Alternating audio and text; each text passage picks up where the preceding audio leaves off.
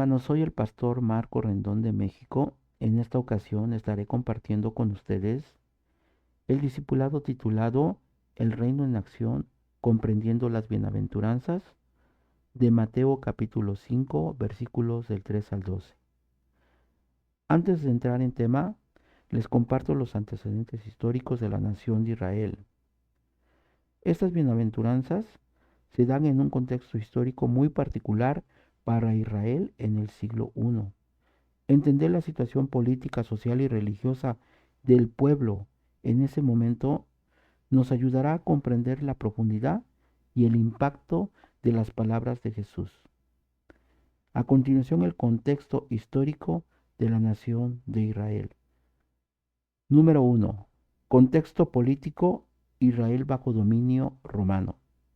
En la época en que Jesús predicó estas bienaventuranzas, Israel no era una nación libre, sino que estaba bajo el control del imperio más poderoso de aquel tiempo, del imperio romano. Estas eran las condiciones políticas de Israel bajo la opresión romana. Roma gobernaba mediante reyes títeres como Herodes el Grande y más tarde sus hijos, así como gobernadores romanos como Poncio Pilato. Había en Israel altos impuestos que empobrecían cada vez más al pueblo.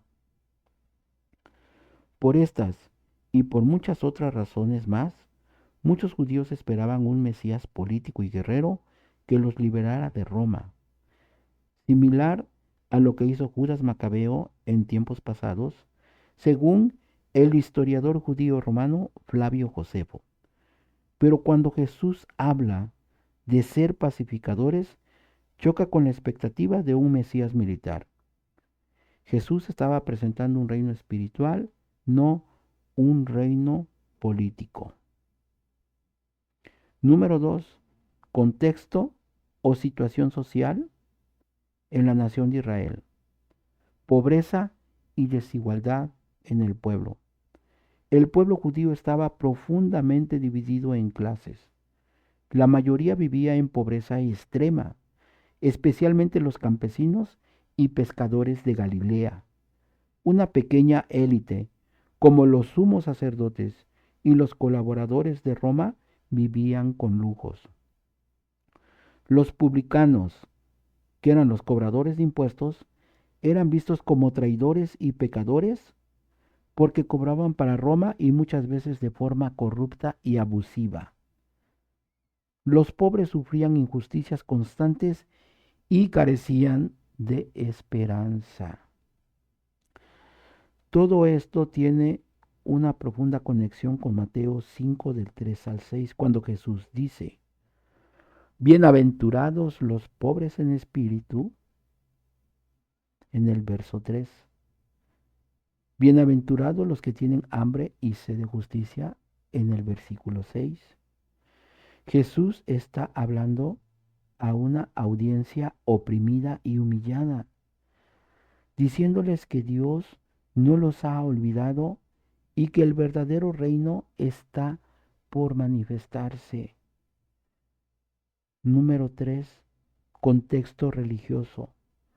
Corrupción y legalismo. El judaísmo estaba fragmentado en varios grupos, cada uno con su propia visión. Los fariseos muy estrictos en la ley, pero a menudo hipócritas. Los saduceos, clase sacerdotal rica, opulenta, pero colaboraban con Roma. Los escribas, expertos en la ley, conocedores de la ley, pero muy rígidos, muy legalistas. Los esenios, grupos apartados, buscaban pureza espiritual. Celotes, radicales que querían la liberación política por medio de la violencia. El templo en Jerusalén se había convertido en un centro de corrupción, donde el sistema de sacrificios beneficiaba a los líderes religiosos y a Roma. Lo anterior tiene una profunda conexión del versículo 8 de Mateo 5 con bienaventurados los de limpio corazón, porque ellos verán a Dios. Esto quiere decir que Dios busca pureza interior, no ritualismo. Jesús presenta un mensaje contrario al sistema religioso de aquellos tiempos en la nación de Israel. 4. Geografía y simbolismo del monte. Jesús pronuncia el sermón en Galilea, una región pobre y despreciada por la élite de Jerusalén. Enseñó en una colina cercana al mar de Galilea, donde multitudes podrían escucharlo.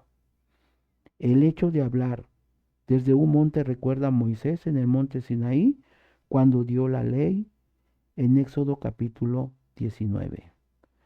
Jesús se presenta como el nuevo legislador, estableciendo los principios del reino de Dios. 5. Expectativa mesiánica de Israel. Los judíos esperaban un Mesías que derrotara a Roma militarmente, restaurara el trono de David y trajera prosperidad política y económica. Jesús, en cambio, trae un mensaje espiritual y contracultural. No se trata de poder terrenal, sino de transformación del corazón. El reino se basa en la humildad, la misericordia y la justicia interior. Esto causó la desilusión para muchos y oposición feroz de los líderes religiosos porque rompía sus esquemas. Para ellos era una decepción y una vergüenza aceptar un Mesías así. En conclusión, cuando Jesús enseñó las bienaventuranzas, mis amados hermanos, políticamente Israel estaba bajo presión romana, esperando un libertador militar. Socialmente había pobreza, injusticia y división. Religiosamente, el sistema estaba corrompido y lleno de hipocresía. Espiritualmente, la gente necesitaba esperanza y redención verdadera. Jesús proclama el reino de Dios está cerca, pero no como ellos imaginaban. Un reino donde los pobres, los perseguidos y los humildes son verdaderos herederos. Su mensaje era revolucionario, pero no por las armas, sino por el poder del amor y la justicia divina. A continuación, mis hermanos, entraremos de lleno a nuestro discipulado, las bienaventuranzas. Bienaventuranza número 1.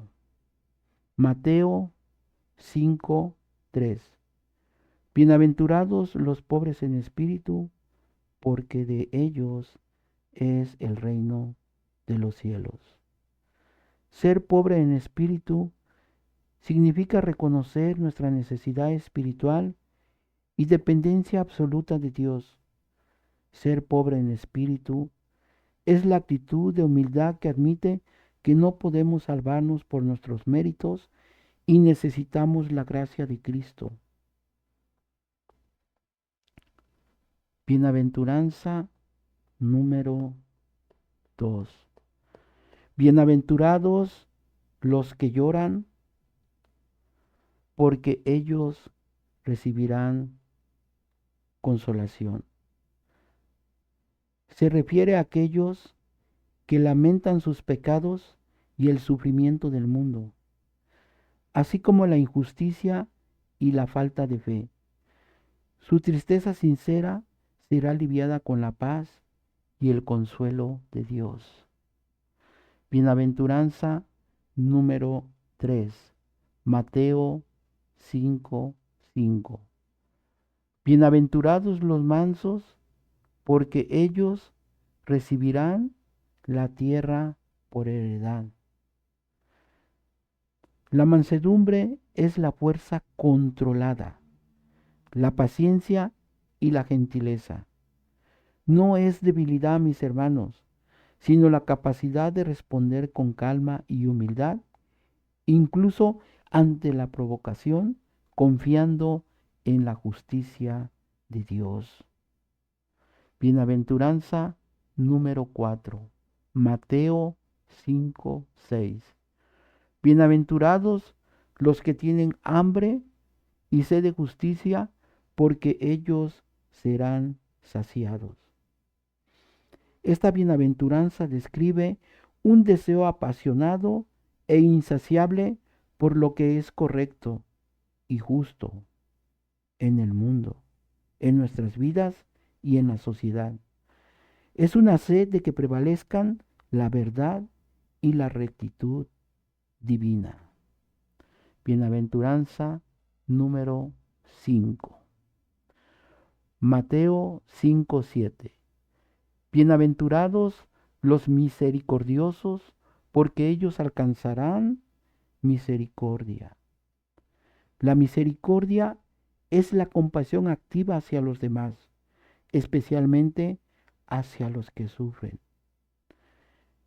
Es perdonar, ayudar y mostrar bondad a quienes lo necesitan sin esperar nada a cambio. Bienaventuranza número 6. Bienaventurados los de limpio corazón, porque ellos verán a Dios. Un corazón puro se refiere a la sinceridad, honestidad y la integridad moral. No hay segundas intenciones. Los motivos son genuinos y transparentes, enfocados en honrar a Dios.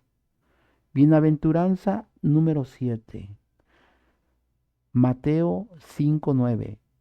Bienaventurados los pacificadores, porque ellos serán llamados hijos de Dios.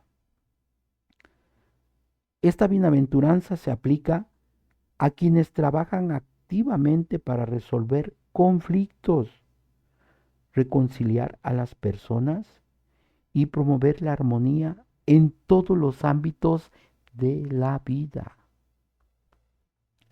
Bienaventuranza número 8. Mateo 5:10. Bienaventurados los que padecen persecución por causa de la justicia, porque de ellos es el reino de los cielos. Se refiere a la resistencia y al sufrimiento por defender los valores de Dios, incluso si eso trae oposición, burla o persecución. Es un testimonio de fe, mis hermanos. Y bienaventuranza número 9. Mateo 5:11. Bienaventurados sois cuando por mi causa os vituperen y os persigan y digan toda clase de mal contra vosotros, mintiendo. Esta es una extensión de la octava bienaventuranza, hermanos, porque enfatiza que la persecución no solo ocurre por buscar la justicia en general, sino específicamente por ser un seguidor de Jesucristo. Por lo tanto, su recompensa, mi recompensa, nuestra recompensa es grande en el cielo. Hasta aquí, hermanos, con este breve discipulado. Que Dios los guarde, que Dios los bendiga, que Dios derrame de su espíritu, de su paz en cada uno de ustedes. Que el Señor les bendiga, que el Señor les guarde.